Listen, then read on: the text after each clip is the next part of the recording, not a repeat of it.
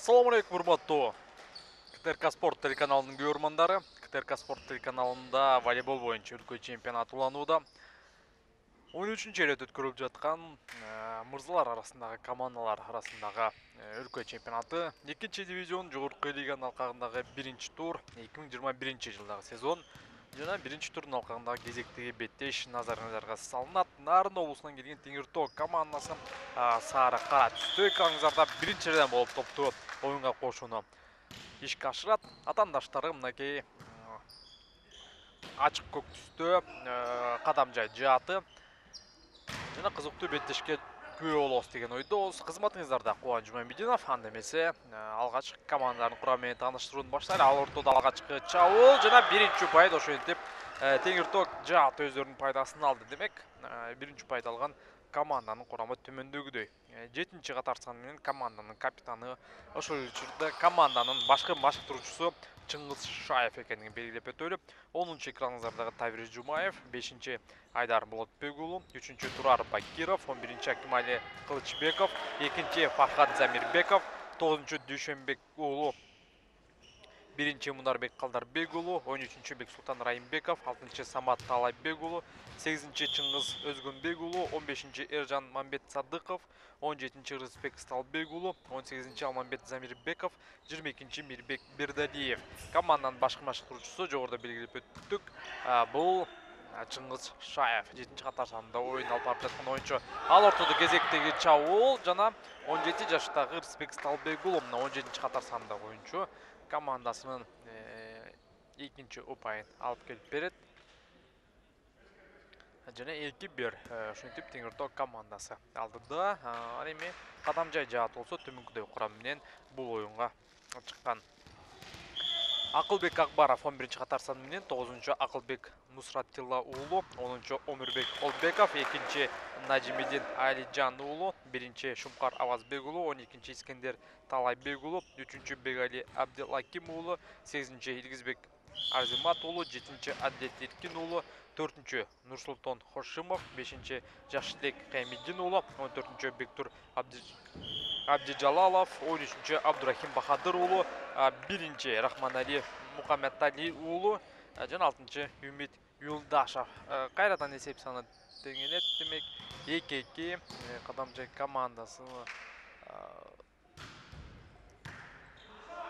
жана Теңир Тоок командасынын чабуун көрөбүз. Чыңгыз Шаев жана эсеп саны кайрадан теңелет. 3-3. 3-чү катар сандагы Турар Бакиров Теңир Тоок командасына топтуруп оюнга кошууну ишке ашырат. Албетте бул сезондо дал ушул эки команда тең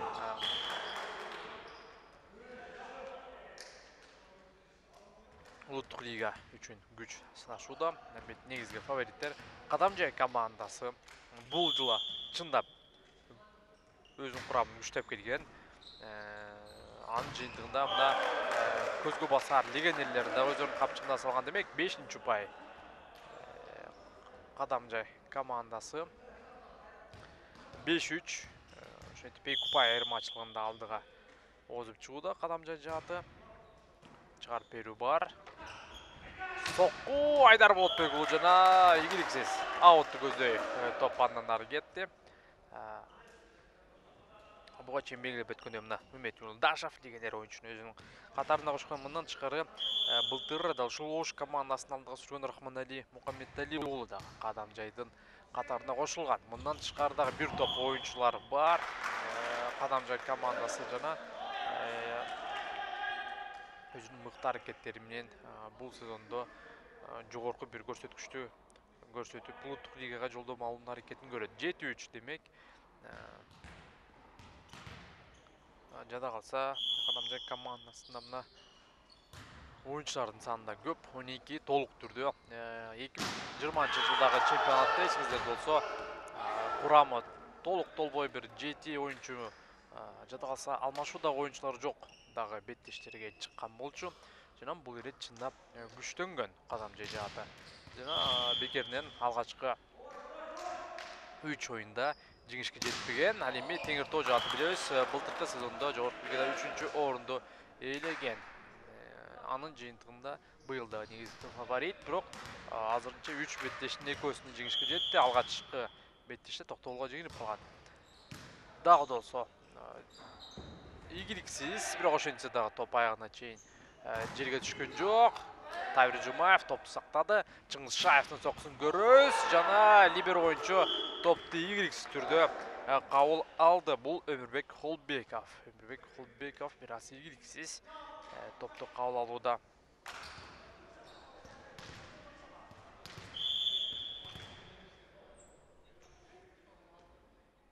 Чыңгыз Шаев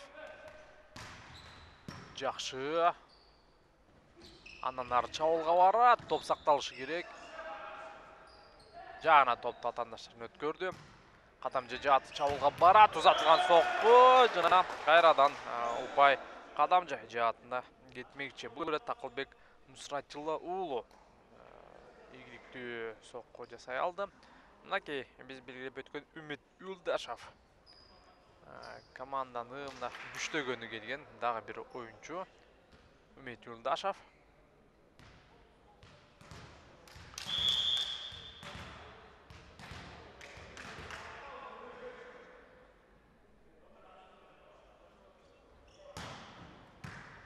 Өтө жакшы. Тавир Жумаев Айдар Болотбек уулуна жана жок, топтагы болсо оюнда. Аут жана өзүнүн кезектеги 6-чы упайын алууда. 6-9. Жана албетте Теңирток командасы курамында 3 спорт чеберине талапкерлери бар. Бул Чыңгыз Шаев, Тавир Жумаев жана Айдар Болотбек уулу. Ал эми атаандаш команданын ичинен бир гана Рахман Элмукамметали уулу гана спорт чеберине талапкер. Эгерде чеберчилик жагын айта турган болсок, бир аз Теңиртоо жааты күчтүүрөөк, бирок иш жүзүндө азырынча ишенимдүү, албетте 4 упай айырмачылыгында алдыга озуп чыккан бул Кадамжы Жааты. Азамат Чыңгыз Шаев экинчи сызыктан чуркап келип пайп сокусун узатты. Тосмого тийген топ андан ары оюн таласын таштап кетти. Жана кайрадан эле Тавир Жумаевга кезек келген экен. Жана анын аракети бул ирет анчейин кубаттуу эмес. Анын жыйынтыгында атаандаштары сокку барат жана аут. Жакшы эле Тосмодо өз милдеттерин аткарышкан, бирок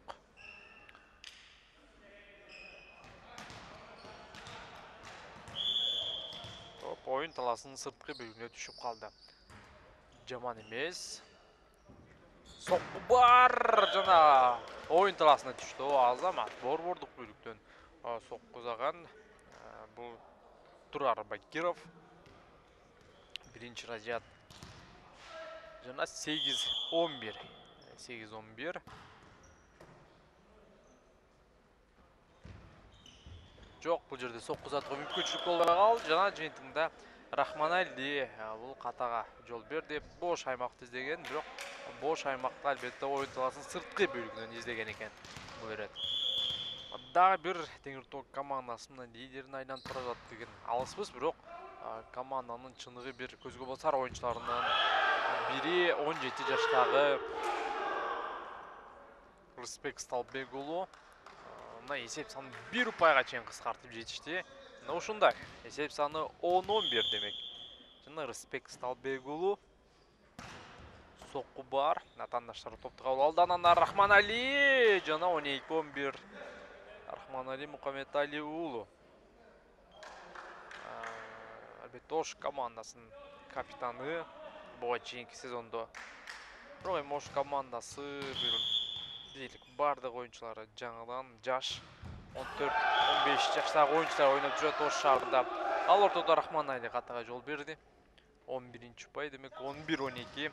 Кайрадан 1 упайга чейин эсеп саны кыскарат жана Турар Бакиров.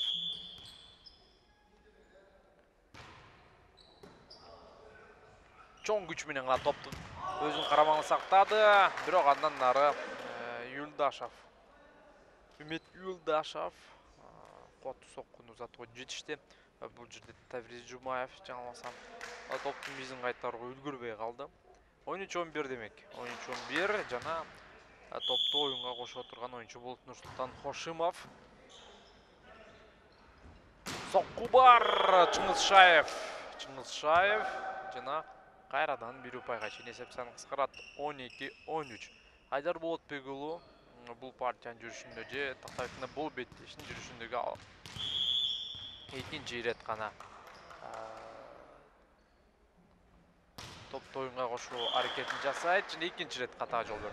Биринчи ирет эсиңиздерде болсо бул оюнчу аутка топту чыгарып салган. Эми бул болсо мына ортодогу торчодон тоо ашкан жок демек. Азырынча Айдар Болотбек уулунун оюну бир аз жүрүшпөй жаткандай. Атаандаштар эми топто оюнга кошот. Чалга Чыңгызшаев барат экен, узатылган сокку ийгиликтүү. 13-14, ортодогу айырмачылык бир упай боюнан сакталууда. Жана Чыңгызшаев өзү топто оюнга кошот, албетте.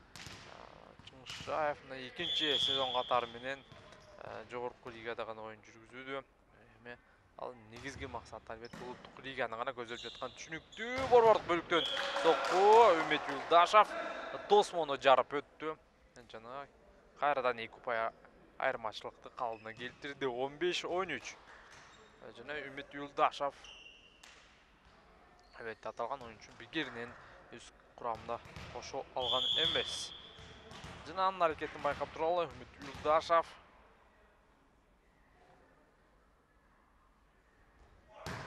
өтө кубаттуу жана эйс бул жерде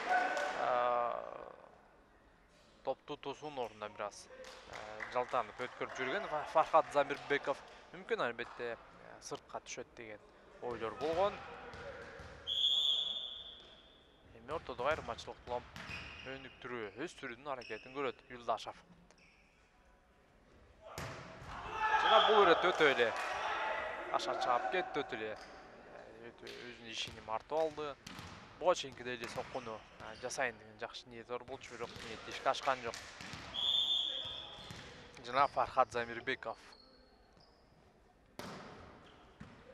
атаандаштар оңой эле топту жөндөдү. Андан ары чабуулга барат, бирок Досмон өз милдетин аткарып топтун ылдамдыгын азайтты. Андан ары бош аймакты издеген болчу Рысбек, бирок ал жакта атаандаштардын оюнчулары келип калды. Эми гана Үмүт Юлдашев өтө ийгиликтүү.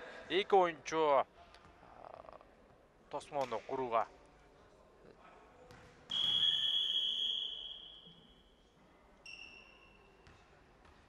чыгып кеткен болчу. Эми артында бош аймак калып калган. Муну туура түшүнгөн Үмүт Юлдашев топту бош аймакка багыттоо менен командасын алдыга жетеледи. Мына ушул учурда тайм-аут алууда Тегиртоо жааты. Бул жерде эми Таврис Жумаев дагы бир команданын лидер оюнчуларынын бири, спорт чеберинде талапкер Таврис Жумаев дал ушул бүгүнкү күндө машыктыруучулук жакта техникалык аймакта отурган оюнчуга тайм-аут ал деген белги берди. Жыйынтыгында ал оюнчу Таврис Жумаевдин сөзүн эки кылбай тынып алууда. 30 секундада дээрлик бүтүп калды. Оюнчуларды кайрадан паркетке чакырабыз оюн таласына.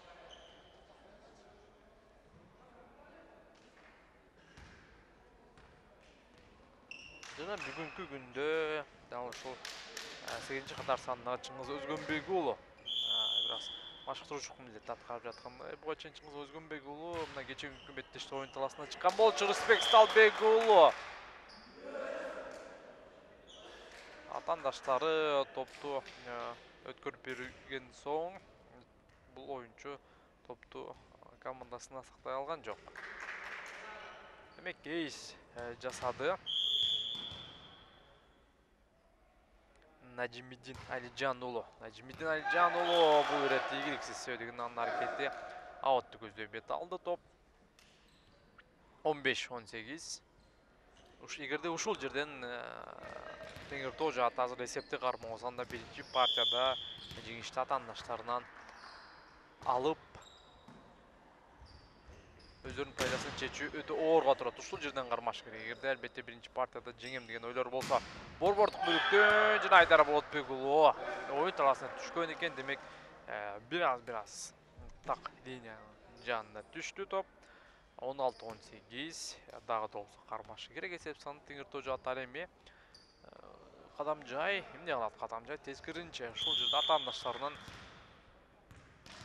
өткөрүп берүүсүн кармап ийгиликтүү түрдө чабуулга барыш керек. Аут андай деле бир аракет кылууга тер төгүүгө кажет болгон жок сөзүндө.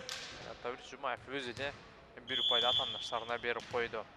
Акылбек Нусратилла уулу жаман эмес. Атаандаштары чабуулга барат жана ийгиликтүү Айдар Болотбек уулу 17-19.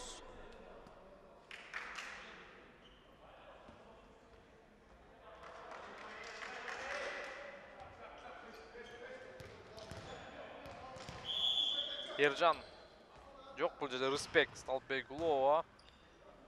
Өтө кубаттуу Рахманали Тосмо өз милдетин аткарды.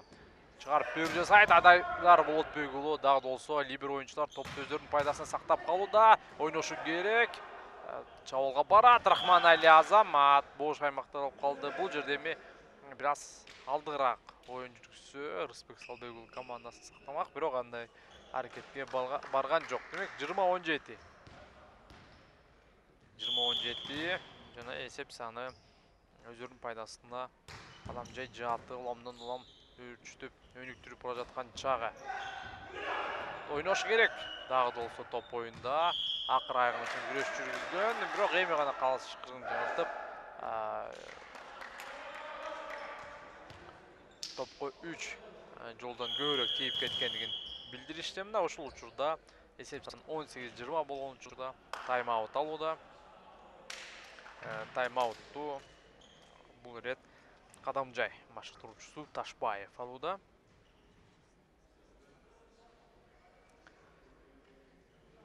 2021 жылдагы волейбол боюнча өлкө чемпионатынын 2-дивизионда жогорку лигада жалпы 12 команда атсалышууда. Белгилеп өтөлү дагы бир жолу.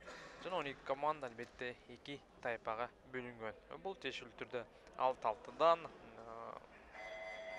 12 команда.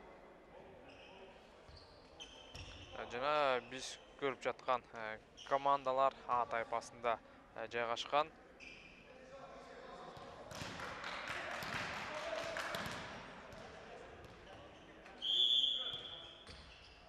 Жана А тайпасындагы беттиштер бүгүнкү күндүн алкагында алгачкысы бул.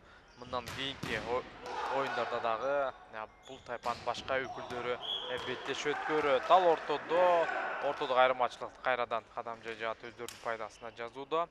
21-18 демек.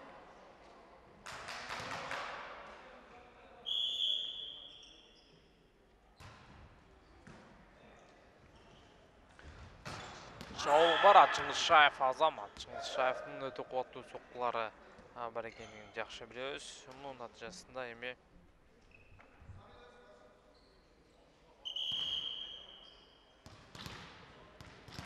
ал ортодо алмашоор Таврис Жумаев оюн таласын таштап кетет. Анын ордуна 10 катар санда Кайрат Дүйшөнбек уулу чыгууда. Кайрат Дүйшөнбек уулуну байкап туралы эми.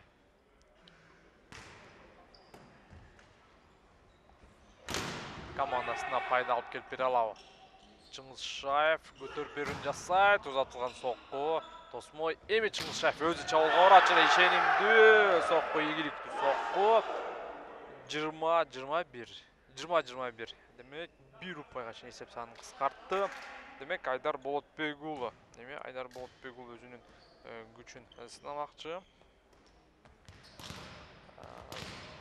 Дал ошол А тайпасында Теңиртоо менен Кадамжай Жаатынан башка дагы Энергетик, Кара Көл шаарынын Токтогул районунун Токтогул командасы жана Чүй Кызын Сарыөзөн жана АБП Баштыкон жааттары бар экенин белгилеп өтөлү. Кайрадан Таврис Жумаев оюн таласына чыгууда. 22-20 эсеп. Жана мына ушул учурда Кадамжай Жаатынан дагы алмашуулар бар. Акылбек Нусратилла уулу оюн таласын таштайт. Анын ордуна Адет Эркин уулу чыгууда. Адет Эркин уулу эми дал ушул Тосмоону тосуу максатында чыкканы түшүнүктүү. 3 оюнчу Тосмоону жасады, бирок Тосмоону жарып өтүп атаандаштары упай алды. Тосмоону ийгиликсиз жасагандан кийин ал кайрадан оюн таласын таштайт.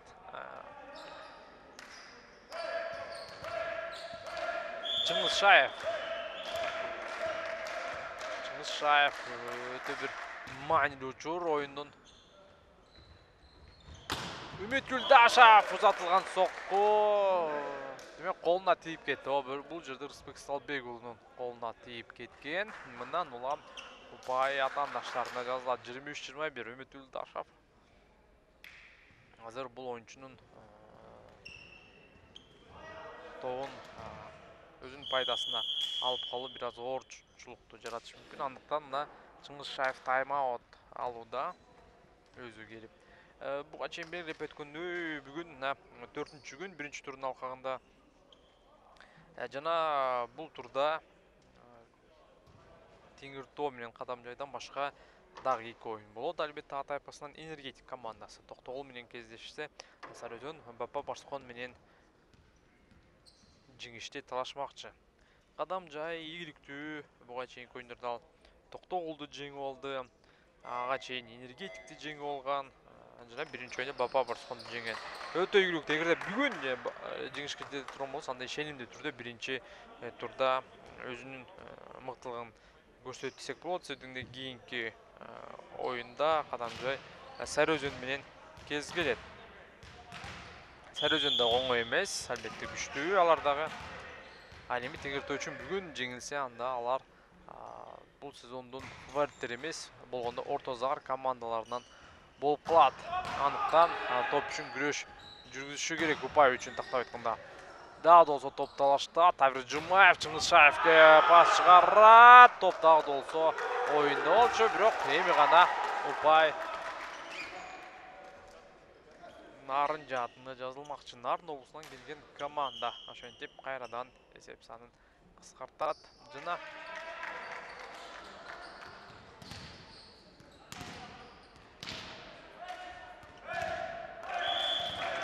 Чыңгыз Сөзгөнбек уулу буга чейинки оюндарда биз көргөнбүз, дал ушул топто оюнга кошуу үчүн дагы оюн таласына чыгып жаткан учурлары болгон.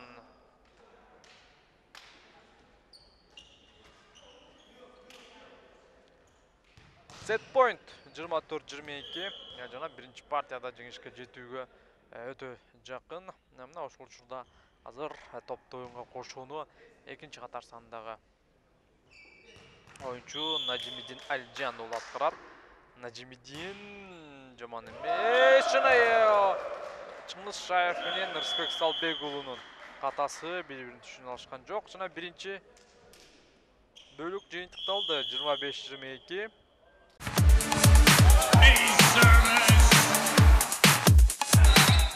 Биринчи бөлүк өзүңүздөр жакшы билесиздер, ийгиликтүү түрдө 25-22 эсебинде Кадамжай командасынын жеңиши менен жыйынтыкталган. Эми экинчи партияда атаандаштары Теңиртөө жагы бир өз сөзүн айтып, жалпы партиялар эсебинде теңеп кетүүнүн аракетин көрүшү керек.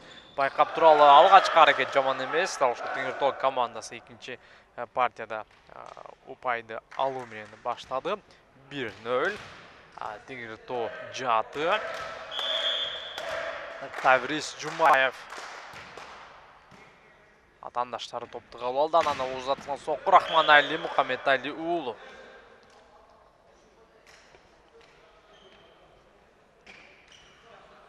Кайрадан эсеп санын теңейт. 1-1. Жана Рахманали Мухаммедали уулу топту оюнга кошууну амалды ишке ашырат. Айдар Болотбек уулу ишенимдүү түрдө топту кабыл алды. Анан өзү чабууга барат Азамат. Айдар Болотбек уулу албетте oyuncu'nun дагы бир лидер oyuncusu. Анын оюну жукса жалпы командага эле пайда тийгизет. Биринчи бөлүктө ачык айтканда Айдар Болотбек уулу дагы өзүнүн деңгээлин көрсөтө алган жок. Жада калса топту оюнга кошууда 2 ирет катары менен катага жол берген. Ийгиликсиз түрдө топ тагына чейин күрөш жүргүзүш керек. Сокку жасайт. Жана Үмүт Үлдашев топту кабыл алды. Анан өзү чабуулга барат экен. Жана бул жерде Тавир Жумаев бираз атан өнөктөштөрүнүн артынан туруп командасын сактаганга жардам берсе болмок, бирок жетишпей калды. 2-2 демек. Жана Бегали Абдылаким уулу сокку жасайт. Чыңгызшаев ийгиликсиз. Жана өзүнүн өнөктөштөрүнүн шакирттеринин десек да туура болот. Кечирим сурап жатат албетте. Ийгиликсиз сокку узатты, өзү дагы аны түшүндү. Кайрадан кезектеги топты оюнга кошо алмалы. Бул ирет болбордук бүрктөн сокку Үмүтулдашев чыгарып берүүнү жасайт. Бул ирет мыкты сокку uzatуу мүмкүнчүлүк болбогол. Чыңгызшаевдин аракети жана атаандаштардын колуна тийген жокпу? Тийген жок. Түмөн каласынын пикиринде. Кайрадан экинчи партияда Кадамжайдын ийгиликтүү түрдө 2 ұпай айырмачылыгын алдыга озуп чыгышты. Эми Кадамжай жааты кайрадан мыктылыгын далилдөөдө. Эйс кайрадан топту оюнга кошуу менен эле Нажимиддин эсеп санын 5-2-ге өзгөртүүдө. Эйс бул жерде либеро оюнчу Бексултан Райымбеков ийгиликтүү оюн алып бара алган жок. Бул ирет дагы ийгиликсиз. Себеби дегенде өзүңүздөр көргөндөй топту кармой дароо өнүктөшүнө баш чыгарыш керек же жөндөш керек. Бул ирет оюну ийгиликсиз болуп жаткандан кийин өзүнүн өнүктөшүнө ордун бошотуп берди. Экинчи либеро бул ирет жана жакшы Чыңгызшаев сокку жасайт, бирок тосмо өз милдетин аткарууда. Айдар Болотбек уулу кайрадан өзүнүн командасын алдыга чыгарбаса дагы ортодо айырмачылык кыскартуунун аракетин көрөт. 3-6.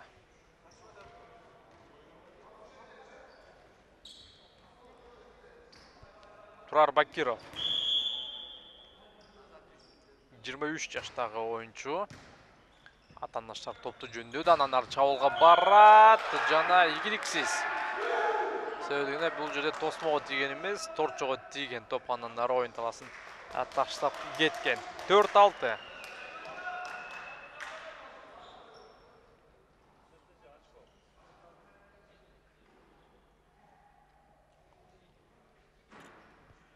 Топ демек эми гана топ табылды. Жана Турар Бакиров дагы болсо топту оюнга кошуу амалды ишке ашырууну улантат. Жаман эмес. Рахман Мухаммедали уулу атаандаштар өнүктүштөрү чабуулга барат. Турар Бакиров аягына чейин күрөш жүргүздү, бирок толук түрдө командасы сактай алган жок.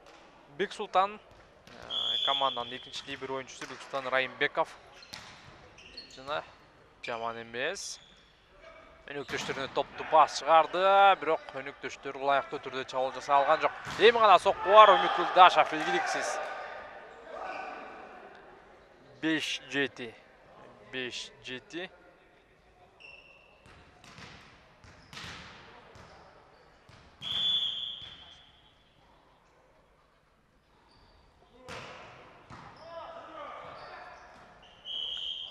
Эмне болду? Жөнөкөй жерден катага жол берүүдө Нажимиддин.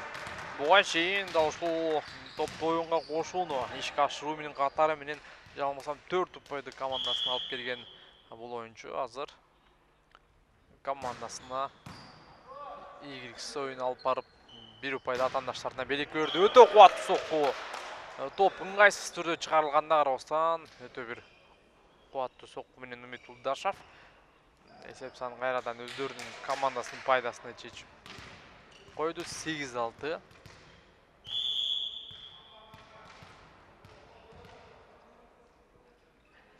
Жана биринчи бөлүктөгүдөй кубаттуу соккуну биз көрөбүз жана аут. Эгерде оюн таласында тагмай келген учурда бул топтун бизин кайтарууга мүмкүнчүлүгү аз болмок. 7-8, 7-чи катар сандагы Чыңгызшаев.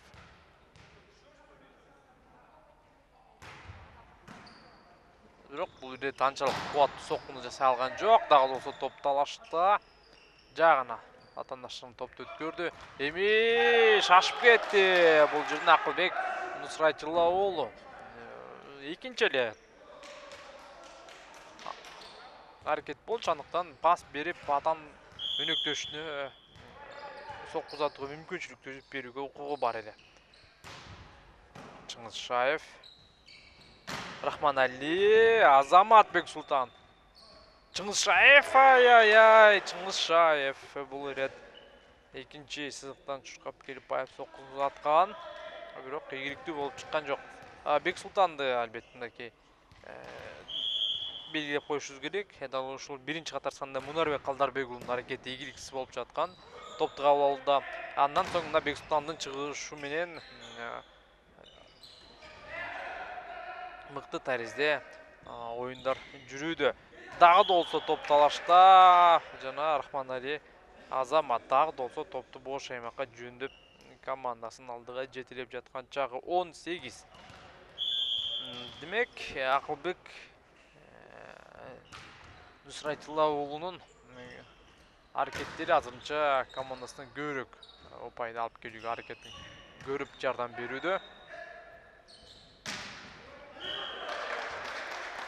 11-ci pay 11-8 Рахманали Мухаммедали уулу. Эми бул Нажимидин Алижан уулу. Бул ирет дагы 4-cü рет катары менен топто оюнга кашууда жана эйс 4-cü pay катары менен жаңы эле эсеп сан 8-8 болуп жаткан болчу. Азыр болсо мына 12-8 өзгөрүүдө. Жана тайм-аут. Чыңгызшаев өз укугунан пайдаланды. Ар бир партияда команда, албетте машыктыруучусу 2ден тайм-аут алууга укугу бар. Жана бул партиядагы алгачкы тынуу экенин белгилеп өтөлү. Мындан тышкары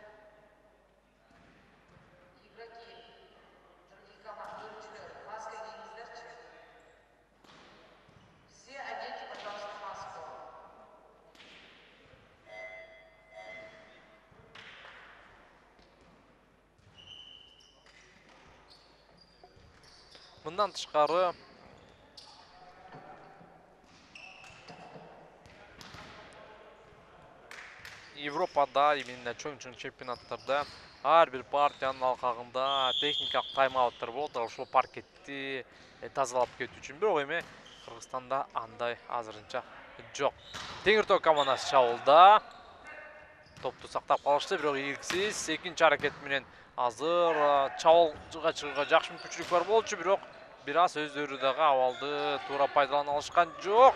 Кайрадан эмне үчүн Теңир Тоо командасынын оюнчулары Мухаммедали Рахманали уулунун айла-көйлдүгүн дагы деле түшүнө албай жатышат. Байма-бай сокку атпастан бош аймак топту тоглотуп коюуда. Катары менен 3-чү ирет ушундай аракетке барууда. Муну эми түшүнүп деле калды окшойт, бирок азырынча ал амалга жоопту таба албай жатат Теңир Тоо жагаты. 9-13 жана Фархат Замирбеков.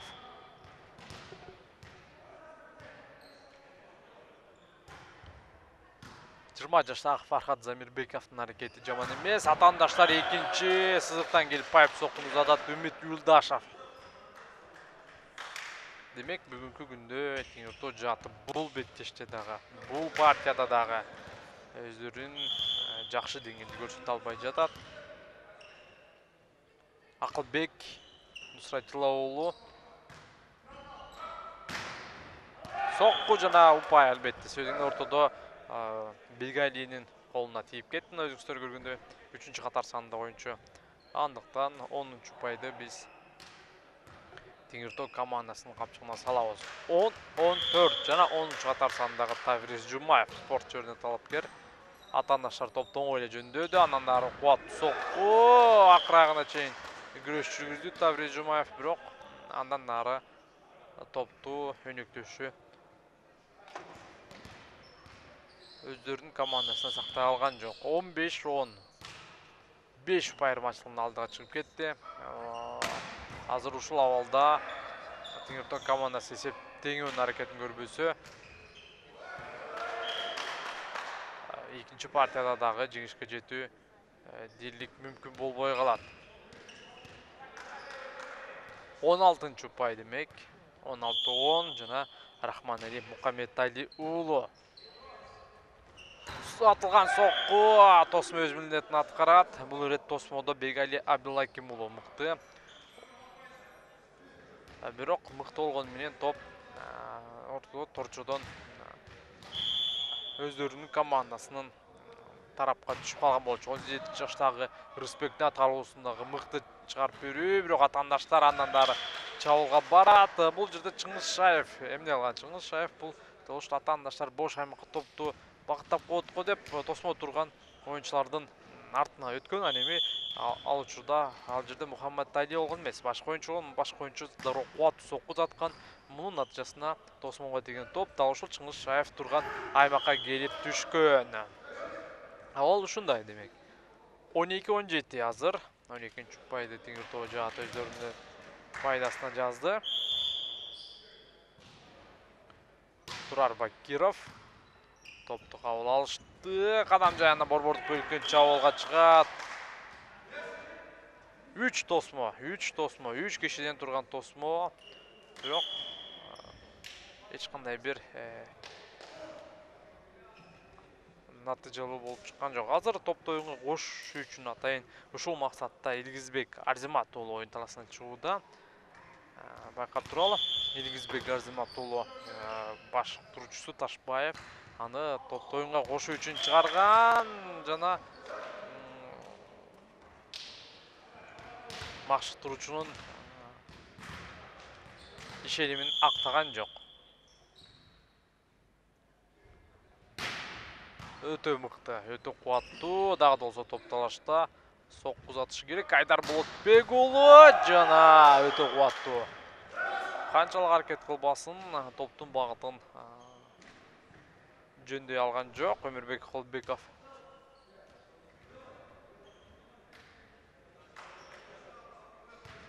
жана Айдар Болотбек уулу өзүнүн командасынын керегине жарап бир соккуну узатууда, дагы да болсо бирок атаандаштар ушул учурда чабуул жасаага мүмкүнчүлүк алууда. Чыңгызшаев Азамат абалды мыкты пайдаланып, мыкты реакцияны көрсөтүү менен эсепти 15-18 өзгөртүп, мына ушул учурду баамдап билген Мухаммедали Рахманалиев уулу команданын лидер оюнчусу.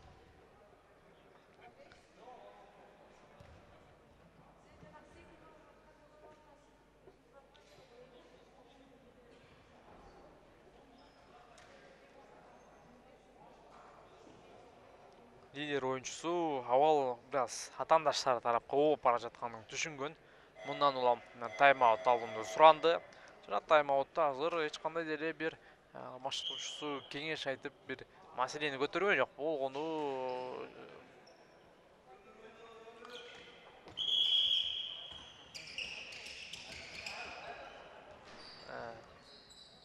жемин өздөрүнүн калыбына келтирүүнүн аракетин көрүштү. Ал ортодо эки жааттын бул бөлүктүн башталышында бираз алмашуулар бар. Табир Жумаевдин ордуна Кайрат Дүйшөнбек уулу чыгууда. Мындай эле алмашуу кадам жайдан дагы болуп өттү, бирок азыр болсо мына Айдар Болотбек уулунун соккусун байкап туруп өтө кубаттуу, ийгиликсиз жана атаандаштары азыр дагы да болсо чабуул жасаага мүмкүнчүлүк алууда жана Үмүт Юлдашевдин соккусу өтө кубаттуу экен билебиз, бирок бул ирет бираз ыңгайсыз пас. Айдар Болотбек уулу жана ушул жерде сызыкты басып кетти. Мына биринчи линия жана экинчи линиянын ортосунда сызык болот. Дал ушул жерде Айдар Болотбек уулу сызыкты басып кеткен жана атаандаштарында бул упай жазылат. 19-15 жана Үмүт Юлдашев.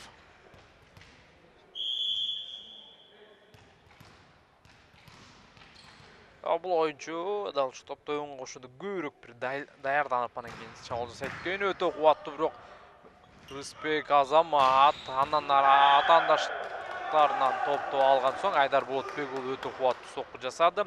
Бул жерде Рысбек Сталбек уулун белгилеп кетким келүүдө.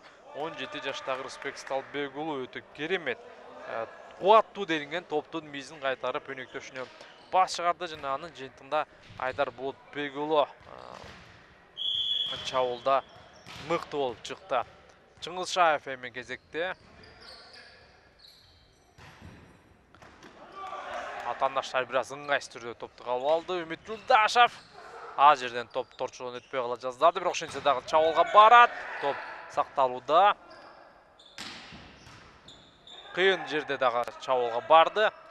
Сокку топту кайрадан калыбына келтиришти. Эми гана топ үчүн эмне кылышты?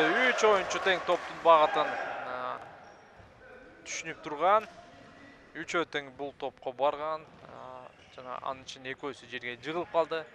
Биринчи рет топту өйдө көтөргөнү менен андан ары кайра топту өздөрүнүн командасынын пайдасына сактап калууга мүмкүнчүлүк болгон жок. Кадамжай командасына дал ушул пас чыгарып берүүчү оюнчулар алмашты. Акылбек Нусратилла уулунун ордунда Адет Эркин уулу чыгууда. Сокку, бирок коргоодо өтө мыкты жана каяка кетти. Бул жерде 3-чү катар санындагы оюнчунун катарчысы десек болот, Бегали Абдулаким уулу.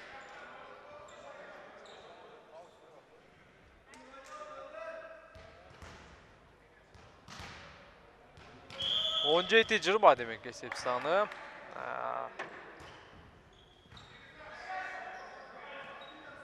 Сокку жасаган мүмкүнчүлүк болбой калды. Жана сокку бар. Аут. Демек аут. Ай-ай, бул жерде Теңирток командасы жакшы мүмкүнчүлүк жокко чыгарды. Турар Бакировдун соккусу ийгиликтүү болуп чыккан жок. Акылбек Нусратилла уулу демек топту оюнга кошот. Атандаштары топтун мизин кайтарды. Акылбек пас чыгарууда, Тосын өз милдетин аткарууда экинчи толкун менен чабуулга барат. Жана бул ирет дагы топтун бизи кайтарылды. Жана албетте бул жерде эми Теңирток командасында эч кандай бир күнөө жок болгону эми ушул спорт залдын ичинде жайгашкан баскетбол шакекчесине топ тийип калды. Мындан улам упай Кадамжай жаатына берилет. Эми бул учурда Кадамжай командасы бир аз ийгилик алар тарапта болду деп айтсак туура болот. Кайрадан пастар ийгиликсиз. Ушул жерде бир мыкты чабуулга барат жана дээрлик маанилүү учурда 23-чү пайда өздөрүнүн пайдасына жазат. 23-17. Демек экинчи партиядагы акырындап Кадамжайдын пайдасына чечилгени калды. Чыңгызшаев топту калды, андан ары чабуулга барат, топ талашта. Үмүт Улдашев жаман эмес.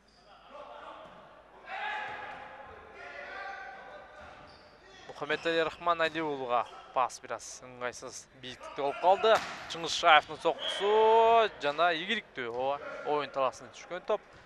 18.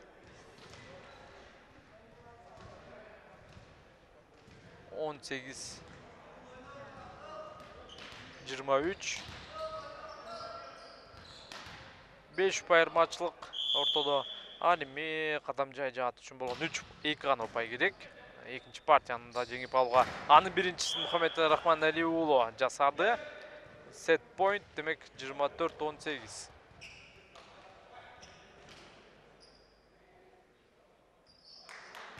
Жана дал ушул Рахманали Мухаммедали уулу бекеринен бул оюнчуну алган эмес. Демек бул оюнчуну алуу менен команда күчтөнгөн.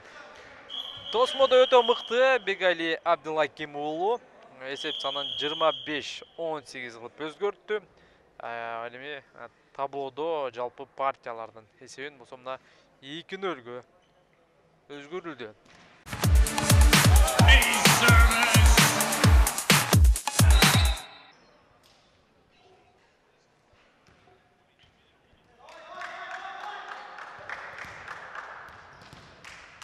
Таврис Жумаев.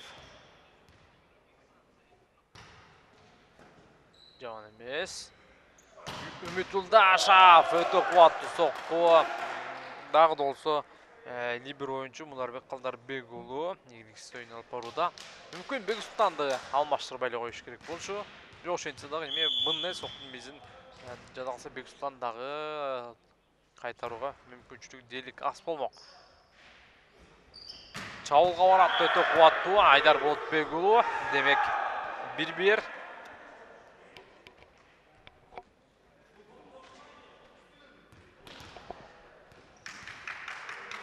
17 жаштагы 17-чи катар санындагы футболканы кийип жүргөн Рысбек Сталбек уулунун аракети. Атандаштар бирок ошентсе да чабуулга барат. Таврис Жумаев буту менен болсо дагы топту сактап калуунун аракетин көргөн. Бирок топ оюн таласында калбастан сыртка чыгып кетти. Жыйынтыгында 2-1 кайрадан эле Кадамжайдын пайдасында. Рахманали Мухаммедали уулу. Жакшы. Айдар Болотбек уулу менен Тафриз Жумаев бир аз бири-бирин түшүнө алышкан жок. 3-1.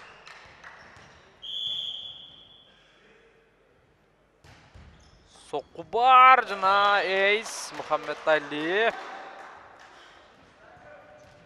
Тактайт Рахманали Мухаммедали уулу.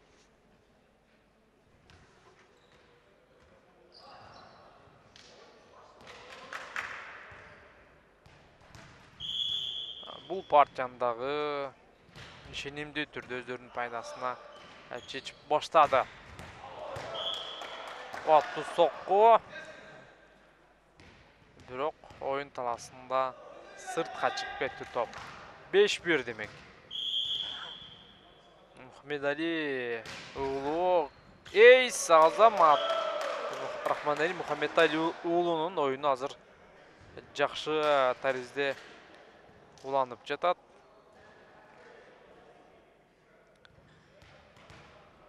Жана ушундай учурда оюнчулар бир аз топто оюнга кошо берип кээде акыркы аракеттеринде ортодогу торчулон аша албай калган учурларда көп кездешет. Азыр болсо Үмүт Улдашев жана өтө кубаттуу сокку. Рыспек Сталбек уулунда эч кандай мүмкүнчүлүк бул жерде жок болчу. Болгондо дагы эгер болсо анда аз. Рыспек Сталбек уулуну күнөөлөөнүн кажети жок бул учурда. 7-1. Эми Рыспек Сталбек уулу өзүнүн милдетин аткарды. Андан ары өйдөктөштөрү чабуулга барат, бирок дагы болсо ийгиликсиз. Үмүт Улдашев жана 8-1. 8-1 демек бул беттеште жеңүүчү дээрлик аныкталып бара жатат азырынча десек болот. Рахманали Мухаммедали уулу.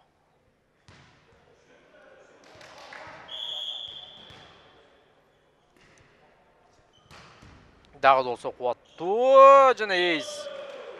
Бул жерде кайсыл жакка чуркап кетти Тафриз Жумаев түшүнүксүз. Жана Рыспек Сталбек уулу оюн таласын таштап кетет. Анын ордуна Чыңгыз Өзгөнбек уулу кирүүдө. Чыңгыз Өзгөнбек уулу өтө тажрыйбалуу оюнчу, 28 жашта. Аны эми өнөктөшү болсо мына 17 гана жашта болчу. Аз жерден кезектеги эйс демек. 11. Бир аз тажап бара жаткандай. Мухаммедали уулу. Албетте өзүңүздөр билгендей аталган оюнчу былтыр Ош шаарында ойногон жана биз билгендей мынакей бул упайлардын артыкчылыгын ушундай бир аракет менен эле токтолбосо башка айламал Теңиртау командасы таба албай жаткан болчу. Жакшы бир жеңиштик болду, өзү токтотуп койду Рахманали уулу. Эми атаандаштары ушундай эле Рахманали Мухаммедали уулу да эле бир жеңиштик жүрүштү уланта алабы же баштай алабы деген суроо алгач, Үмүт Улдашев жана аут. Тосмого тийген топ андан ары аутты көзө бет алды. 11-2. Бегали Абдулаким уулу анын чыгарып берүүсү жакшы. Атаандаштары чабуулга барат. Чыңгыз Шаев Тосмо өз милдетин аткарды жана албетте эми бул жерде айтышыбыз керек, толук түрдө команда психологиялык жактан алдырып коюшту. Кайрадан оюнга кайтып келүү дагы бир өтө оор. Жана азырынча нардын командасы кайтып келүүгө бир аз күч таппай жатат. Эми гана Айдар Болотбек уулу бир аз да болсо ийгиликтүү бир сокку жасады. Тосмого тийген топ оюн таласын таштап кеткен. Жыйынтыгында 3-чү упай Теңиртоо жаатына жазылат. 3-12.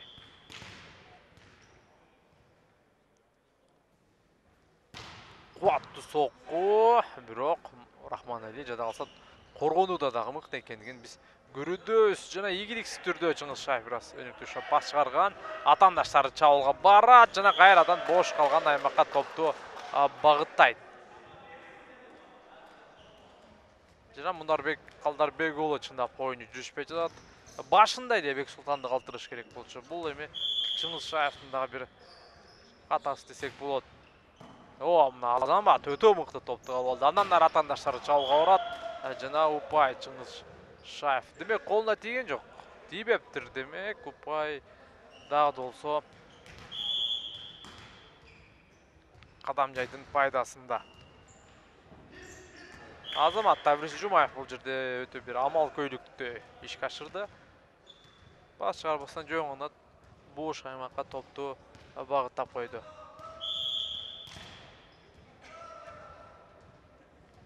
Чыңгыз Шаев. Азамат, бирок караңыздарчы, бир оюнчусу өтө мыкты. Топту мыкты таризде жөндөп жетиш. Чыңгыз Шаев өзү чабуулга барат. Топ дагы болсо талашта игиликсиз түрдө демек кабыл алды. 5-14. 5-14. Мүмкүн жакшы бир Теңиртау үчүн жакшы жүрүштүн башталышы. Же болбосо убактылуу гана жүрүш. Чыңгыз Шаев коргонууда мыкты дагы болсо атаандаштары чабуулга барат. Азамат жөн гана топту атаандаштарын өткөрүп берүүнү жасады. Жана ийгиликсиз. Чыңгыз Шаев 3-чү ирет топту оюнга кошот демек. 6-14 эсеп саны.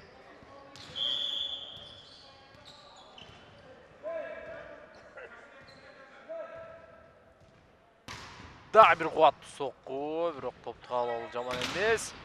Тосмо өз милдетин аткарууда. Кайрадан Үмүт Булдашевка жана бул ирет Үмүт Булдашев акыры топту Упайды командасына алып келип берди. 15-упай. Жана Үмүт Булдашев өзү топту оюнга кошот. Бул оюнчунун дагы өзүңүздөр жакшы билесиздер.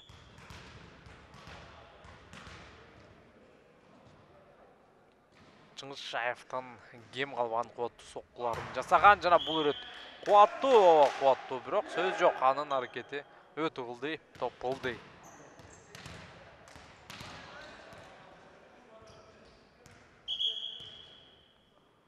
Ылдый болуп калды, жыйынтыгында Тосмого тийгенин көрдүк. Кайрадан Ырысбек Сталбек уулу оюн таласына чыгууда. 7-15 азыр Турар Бакировдун чыгарып берүүсү атаандаштар үчүн ыңгайсыз.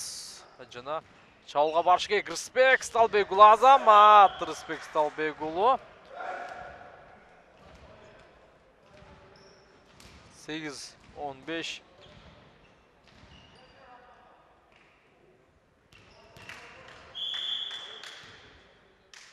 Жана дагы болсо Турар Бакировдун аракети.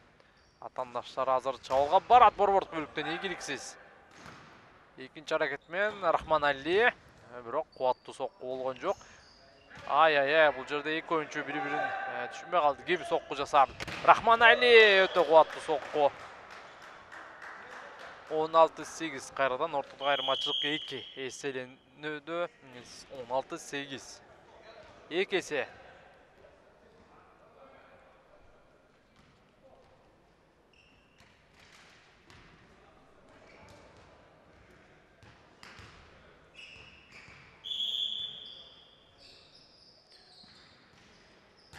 Кайрадан топту оюнга кошот Каламжай жааты. Азамат бул жерде Таврис Жумаев.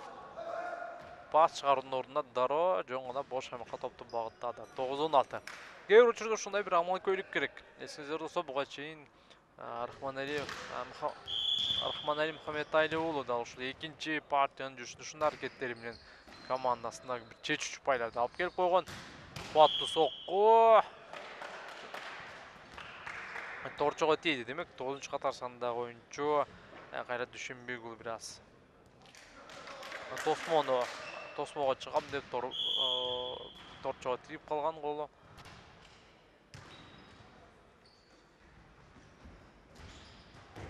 Топту сактады.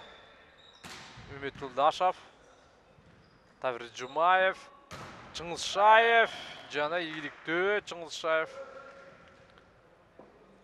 10-17.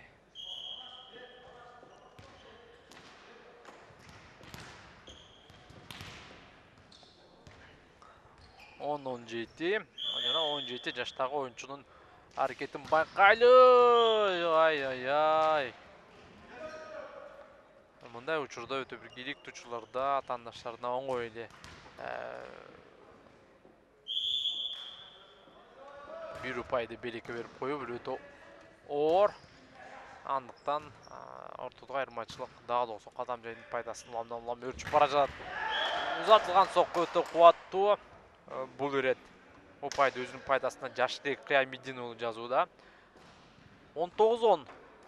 9 упай айырмачылыгы. Ачык айтканда бул беттешти сактап калуу нарындыктар үчүн дээрлик мүмкүн эмес. Ишке айланып бара жаткан чагы 20-10. Дара топто оюнга кошуу менен упайды алды. Эйс кезектеги.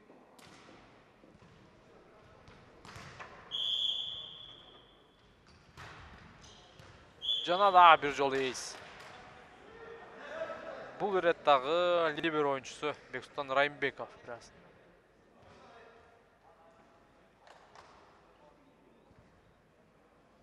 Эки рет катары менен атаандаштарына упай берип койду.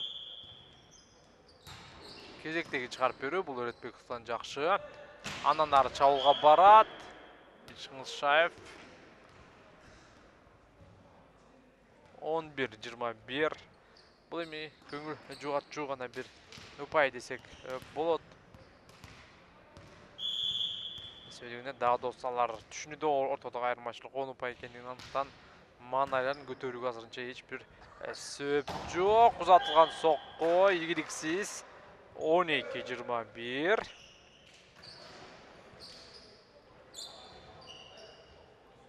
Эң негизги дал ушул катары менен упайларды өздөрүнүн топто оюнга кошуу аракеттери менен алышы керек.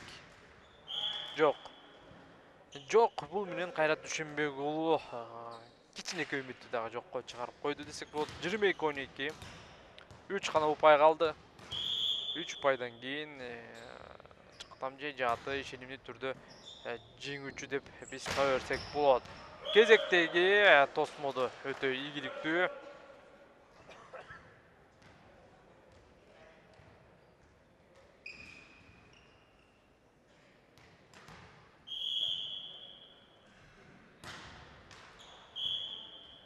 Топто оюнга кошууда катага жол берди. Бир упай белек 13-23. Бирок бул аракет, бул ийгиликсиздик кадам жай жааты үчүн эч кандай бир чоң көйгөй эмес. Себеби дегенде ортодогу айырмачылык 10 упай.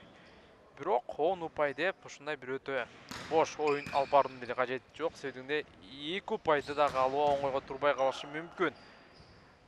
Чыңгылшаевдин аракети.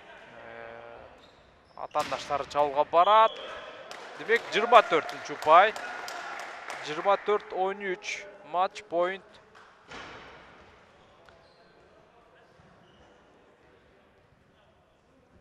Жана чечүүчү соккуну ким жасайт? 5-катар сандагы Жаштек Кыямиддин уулу топто оюнга кошот. Жана эйс. 25-13 жана эсеп саны 3-0. Ошентип кадам жай командасы чындап быйыл жогорку лигада чемпион болгон негизги фаворит экендигин дагы бир жолу далилдеди, тастыктады. 4-чү оюн катары менен жеңишке жетүүдө. Ал эми Теңиртоо жааты 4 оюндун ичинен 2-өсүнө жеңилип калды. Жана бул ирет дагы жогорку лигада чемпиондук үчүн күрөшчүрүүдө аларга оорго турат өңдөнөт. Кызматыңыздарда Кубан Жумамединов болду. Кийинки эфирлерден амандашканча сак болуңуздар.